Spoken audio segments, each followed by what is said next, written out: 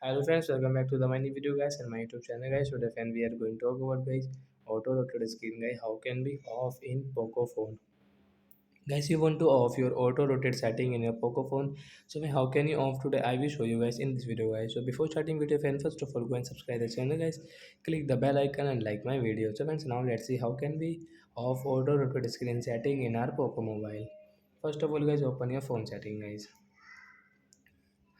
After on phone setting guys, you can see guys this type of setting in your Poco phone. So how to off auto rotate. Hence you can see your phone display setting guys. Tap here. Then guys again scroll.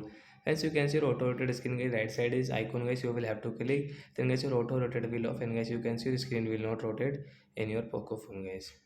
So like that guys, you can off your auto rotate screen in your Poco phone. So that's it guys, thanks for watching the video guys. We will meet on next video guys with new topic. Before going guys, please comment, like the video, subscribe the channel. Bye bye friends, thanks for watching the video guys.